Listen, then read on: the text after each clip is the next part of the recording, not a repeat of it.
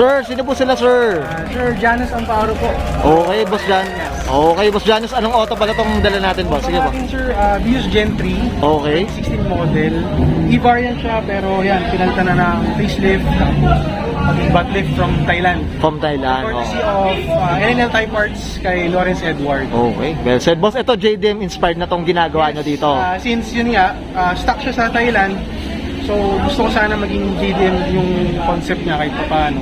So yan, palitan ko ng mga JDM na abubots, sa rims, sa steering wheel, sa buong volume, yan, quick release, slim hub, yan. Hopefully, ito, gastos to, boss, gastos. Okay, Unti-unti. Paunti-unti. Boss Janus, syempre, very curious sa mga auto natin. Paano ba kayo nahilig sa pagkakotse, boss? Sige po. Nagsimula siya nung time na, nanonood ako ng mga vlogs ng mga kotse, mga car meets, yan, mga car meets from Japan.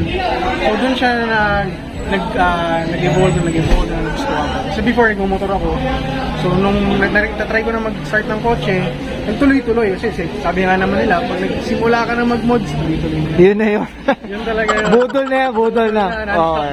Nasa na. Okay, well said, Boss Janus. Siyempre, dito sa auto culture, boss, kailangan makita natin interior, exterior, tsaka engine bay. Okay na, boss? Okay lang, sir. Okay na, okay. So, tara, check na natin. Usapang interior tayo, Boss Janus. Anong meron dito, boss? So, sa interior, ang late ito, palit tayo ng quick release na works bell, pati slim hub. Tapos, ito, personal na steering wheel din. Yung courtesy nito sila Sir Neil Peñalver, tsaka si Kier Ontalan para sa QR, tsaka slim hub. Pati ito, pivot na OBD monitor. Okay. So, yan, from Japan Abubots. Yan, anik-anik na dyan. Yan, anik-anik. Ito, Tomei na shift knob. Tapos, nagpalit din ako ng SARD. Hindi ako nakita. SARD na short shifter. Yan. Kalimutan ko sa kanabili. Pero, shoutout kayo, sir. Nagbibenta ng SARD. Okay. Ito, pang Vios din talaga. Pang Vios din Pang Vios din talaga. Tapos, ang nagkabit si Sir Ralph Atienza. Shoutout din. Tinulungan niya ako ikabit to. Okay. Sobrang lupit. Yan, so far, yan lang naman. Tapos, sa ngayon, ito pa lang. ito pa lang naman. Sound system, yan, Infinity. Okay, yan, no? Infinity na sound system. Tapos, yan, ang next ko, siguro, yan, yung seats. Pero seats, medyo makati ang seats, eh. Medyo, no? Medyo so, paunti-unti lang, yan, mga auto. Flex lang. Ito, stock to, yung upuan natin, stock boss. Stock to ng E-variant. Pero, if may tropang mabait, magpapahiram ng G or magpapaswap yan, pwede ko siya. Pwede, yun. Kasi, ang interior ko talaga is, gusto ko sana blue. Ay, okay. May pagka-blue. ang G-variant kasi blue is bluish yung Ito, mga ka-auto flex lang natin likod. Ayan, no? Simple lang. Clean lang, malinis lang. Clean lang. Okay, ito mga auto, ano pala to? Manual pala to, mga auto. Manual to, so pwede ka magtipid driving dito. Yes. Tama ba, Boss Janus? Saka masagad kahit pa paano. Yun, ayos, well said.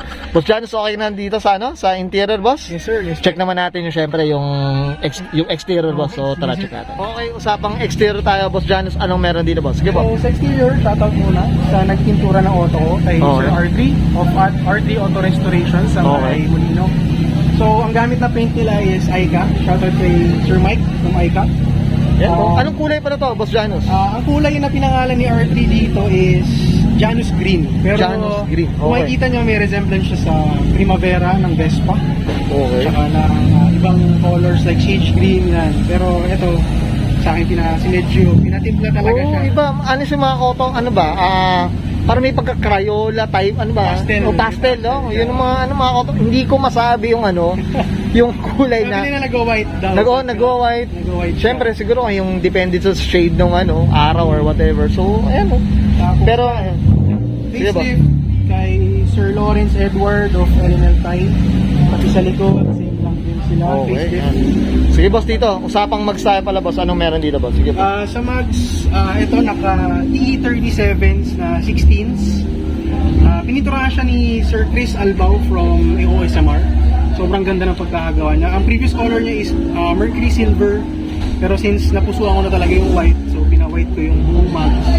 Tapos, yan, Champiro SX2 na 205 5016. Yan. Malinis, no? Iban talaga. Oo, pag white, malinis. Malinis lang din talaga. Yan. Tumihil lang. Yan, okay. Ito, boss, dito. Ito, yan, mga konting abubots from Buds Auto Accessories, yung Blue Lens, shoutout kay Sir JM Resurrection, Yan, Joms. shoutout tayo dyan. Yan. Sa kanya ko nabili, pati side skirt, sa kanila ko din nakuha. Ay, okay. Ay, nung nakuha mo yung auto, boss, wala pa. Ano, Ganda ng side skirt nila kasi talagang kuwang-kuha nila yung sa G-Variant. G-Variant. Sobrang Okay. ganda. Tsaka mo talagang parang fit talaga dun no? Oo. Yung kagandahan. Okay. Ito boss, regarding do sa tinted ba sila? Ano Yes, ba? ito, for tint, shoutout kay Sir Jake of Static Works. Okay. So, naka-S-Tech siya na next series. So, sobrang clear. Pati rin yung outside, pina-coating ko na rin siya. Okay. Na, IGC. Sa alala ko, IGC yung ginamit nilang coating. Yung coating. Ito, ayan. Kaya sobrang kinis mga ka-auto. Ayan Diyos ko. Okay. Ito boss, ito sa likod naman boss. Anong... Sa likod, ayan, tinirno ko siya sa harap. So, naka-butt lift na rin siya. Okay, ayan. Tapos, yung ducktail, slim type lang na simple lang. Pati, yan, Japan muffler na Apexi N1. Ayan, no? Okay. Okay. Ayan. And set. Ayan, okay ka na dito, boss Janus? I'm sure, abangan nyo yung part 2 daw nito. Ano pa, magpapabutol pa daw siya. Okay, boss Janus, syempre, ngayon check naman natin yung makina, boss. Okay lang? So, tara. Okay, usapang engine tayo, boss Janus. Anong meron dito, boss? Sige po. Engine bay, stock pa rin, 2 NZFE. Tapos, yan, nakapagpalit ako ng UR, K-Sport na coilovers. Okay, Yan, mga konting abubots lang sa engine bay, tulad ng rad cap na TRD, Cusco, tie down, hot Inzama na bolt stabilizer. Tapos yung intake ko, naka-drop in ako, pero eventually papalitan ko rin siya ng short ram or cold air. Cold air na rin. Yun, short ram nga. Ito boss, naka-ano na pala to? Yung ano na? Damper, opo. Damper na rin. Spec na damper. Oh, Universal sa mga Vios. yeah, two spec mga ka-auto. Okay. Ito boss, ano pala to? Anong displacement pala na ito, boss Janus? 1.3. 1.3. Ito na ano ba? Single, dual? Single VVTi po. Ito pa yun. Well said. Okay. Okay ka na, boss Janus? Yes, sir. Alright. Okay. Okay, guys. Sakit natin yung interior, exterior, tsaka engine bay na itong 2016 Toyota Vios na ito ni Boss Janus Amparo. Boss Janus, siyempre di sa auto culture, hindi mawala. Siyempre, shoutout tayo. Sige po. Shoutout sa friends and family ko, sa mga tropa na tumutulong sa akin sa auto, lalo na sa page ko. Solid Automotive Vehicle Accessories. So again, sa Las Piñas kami located, more on LEDs. Shoutout din sa mga tumulong bumuo ng coaching ko, sila R3 Auto Restorations, Ecstatic Works, si LNL Type Parts, yung mga tropang nagbibenta from Japan, nagbibenta papadala dito. Tapos sila, yan, Silent Auto Garage, sa wiring ng sasakyan ko. Tapos, sino ba? Yung mga tropa, yan, mga tropang North, yung mga Cafe Lodi, yan, pwede mga tropa. Sumusuporta yan, lahat sila. North to South, marami tayong tropa. Maraming salamat sa inyo, sir. I'm sure many to mention. Ito, sikat din tong batan to si Boss Janus. Okay, Boss Janus, okay na ba? Okay na, sir. Okay, so guys, isbahin ko na and Sir Janus ng para pasakan 2016 Toyota Vios. Usapang e-variant mga auto. Jaden Span and this is Auto Culture.